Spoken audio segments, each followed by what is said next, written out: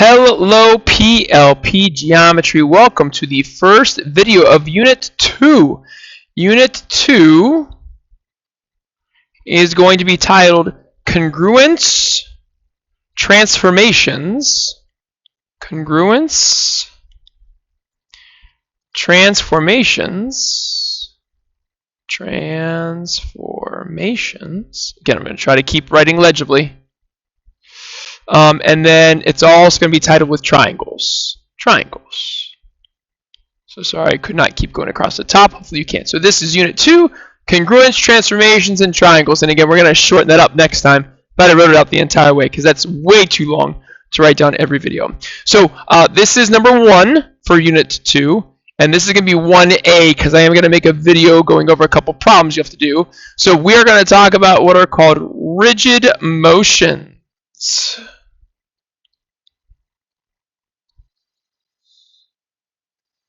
Okay, so the big goal of this unit is to be able to prove triangles congruent. That is a major standard by the state of Ohio. You'll see that on the Geometry OST in the spring. So again, we have to go through all this process just to be able to prove two triangles congruent. So again, proofs are going to come back later on in this unit. So let's start with our first definition. Of course, we're going to start with rigid motion, right? What is a rigid motion? So a rigid motion is a transformation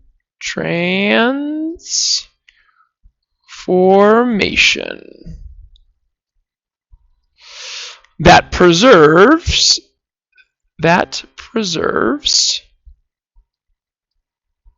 and preserves means keep the same, right? That preserves length and angle measure and angle measure.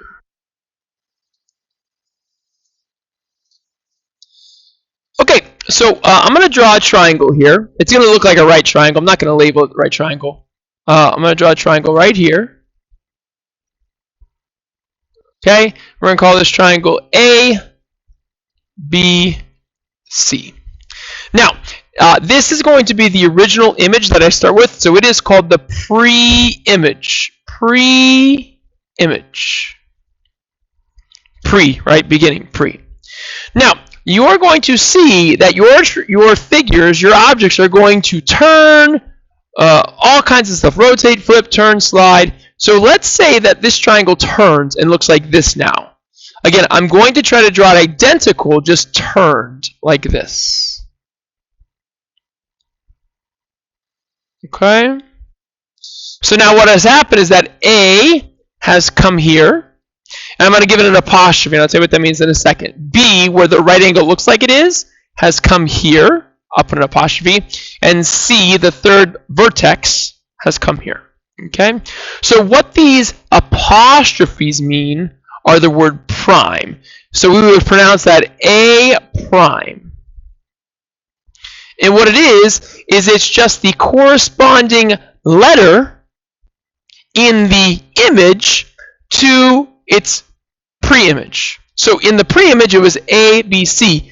When you do this, this is now the image.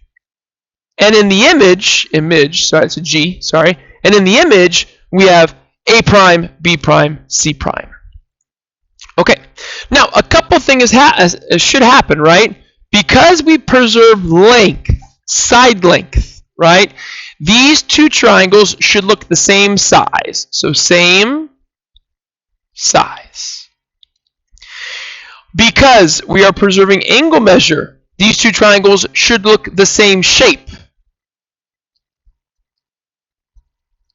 So these two things should be true about your pre-image and your image. Same size, same shape. Now, the one thing that is going to change is the orientation, right? So the orientation, so that's the way it's turned, the way it's positioned. The orientation or the position can change. So keep that in mind. But this is what it means to be a rigid motion. Okay? I have 3 rigid motions for us to talk about. Okay. The first one is called a reflection. Now, you guys have prior knowledge of these ideas. So be aware of that.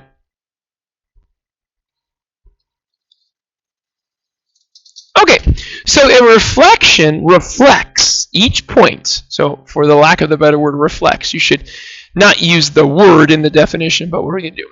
Reflects each point in the preimage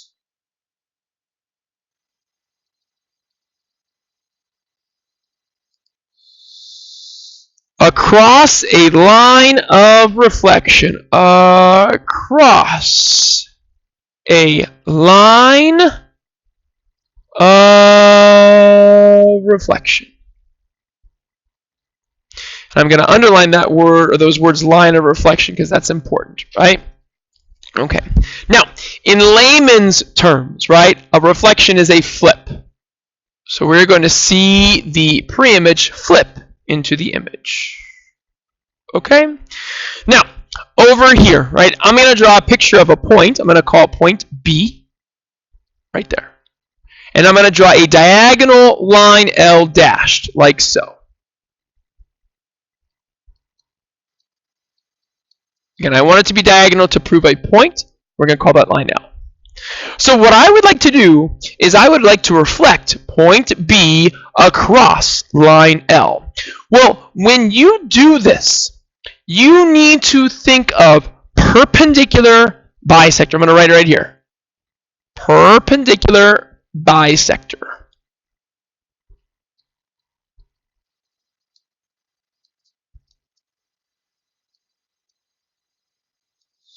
Perpendicular bisector. So if you remember from our first unit, a perpendicular bisector does two things to a segment. It creates a right angle, and it creates two congruent segments, meaning it goes to the midpoint. So what we're going to do here, so L is going to be the perpendicular bisector. So we need to move perpendicularly from B to line L. So let me do that in a different color. Let me change it to blue. So again, it's not this. Don't draw this. This is not perpendicular. This angle right there is not a right angle. Okay? So do not draw that. Okay? We need to go perpendicular to that dashed line. So if you need to, you can kind of tilt your paper, but I'm going to go just like this. Good. That's a right angle. Okay? I'm going to put a point right there where it touches that line. Okay, so we have this distance from B to that line L. We now need to go the same distance across line L in the same path. That sounds about good. There is our reflected point B prime. So two things have happened. We created this right angle, and the distance from B to the line of reflection is the same as the distance from B prime to the line of reflection. So we would say that L, which is our line of reflection, is the perpendicular bisector. Bisector of segment B prime.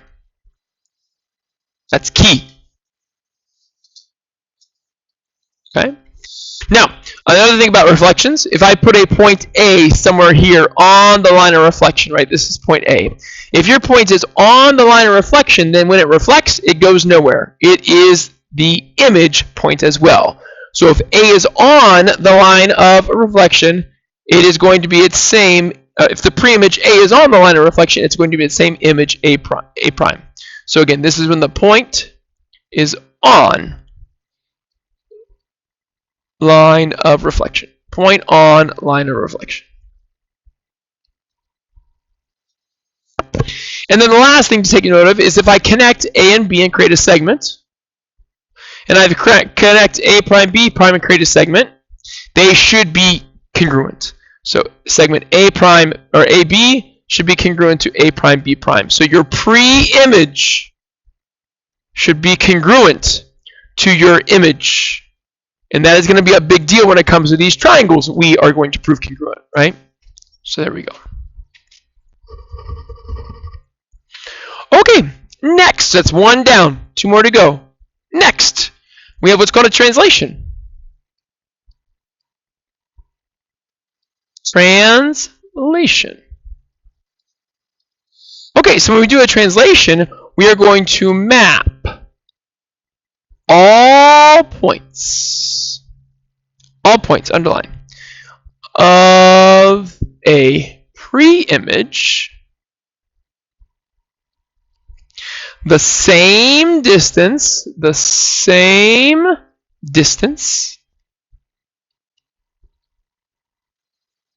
and in the same direction, and in the same direction.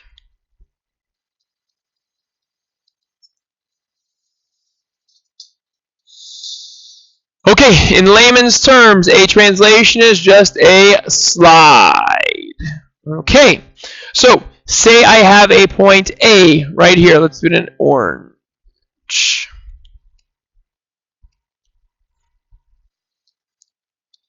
I am going to translate it, so I'm just going to slide it. And to do this, I'm going to use what's called a vector. It's going to be a dashed vector, but it's just a ray. Actually, it's just a ray. Okay, and there's where my translation is taking A to right here. To A prime. Now, when we do this in the future, it's going to have an X and Y component, and we'll talk about that then. But for right now, that's it. That's what it's going to be. Okay. Now, if I have a second point, let's use yellow. Let's have a second point B. Let's have it down here. Well, we have to move it the exact same distance and direction. So I'm going to take the same vector and draw it like this. And now this is where B prime is going to be. And again, I think it's a little bit short. I'm sorry, but I try my best. So a couple things here, right? Let's make some notes. So when we say same distance, what we're meaning is that the distance from A to A prime is equal to the distance from B to B prime. We're sliding the same distance. When we say same direction, now we're talking about parallel. We're saying that segment A prime, if we connected them with a segment, would be parallel to segment B prime. So this would be parallel. Remember, arrows signify parallel. And then lastly, if I connect segment or A and B to make segment AB, and if I connect, they took away the dot, A prime B prime to make segment A prime B prime, these two segments should be congruent. So AB remains congruent, or is congruent to A prime B prime.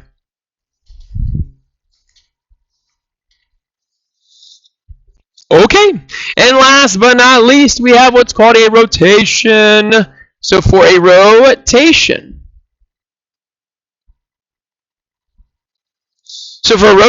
it is going to rotate, or rotates each point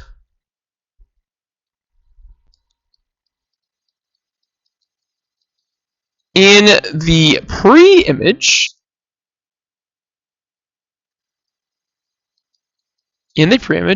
about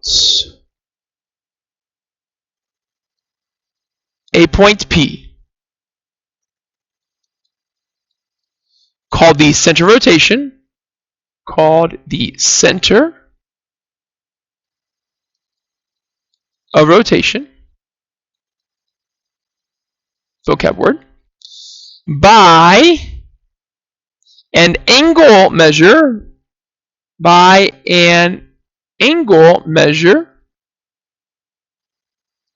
of x degrees, called the angle of rotation.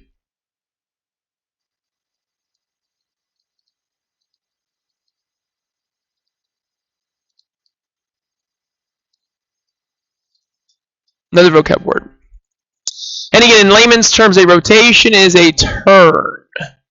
Now, we're going to talk about how typically we are going to turn counterclockwise. So that is against the analog clock. So counterclockwise would look like this. Okay?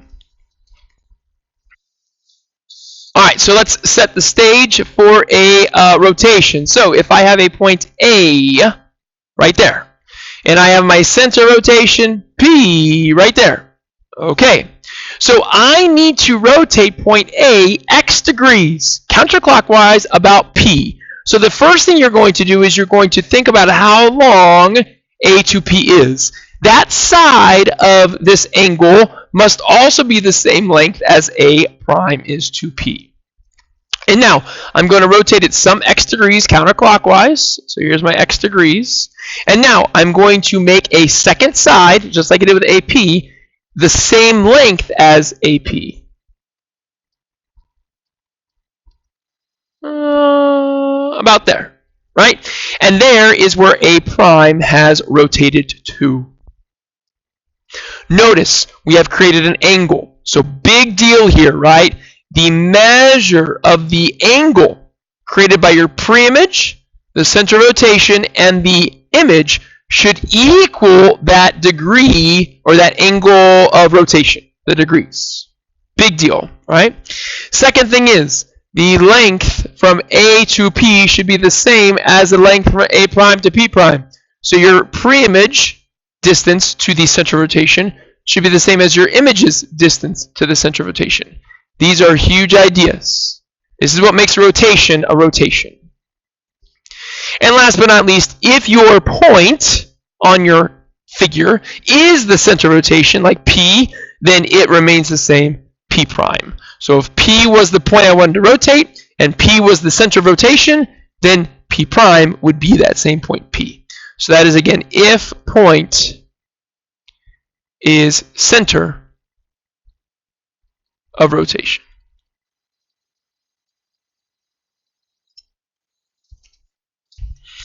Okay, so this is video 1A. I'm going to follow this up with a couple example problems from Delta Math. All right, so thanks for watching, and look for that next video now.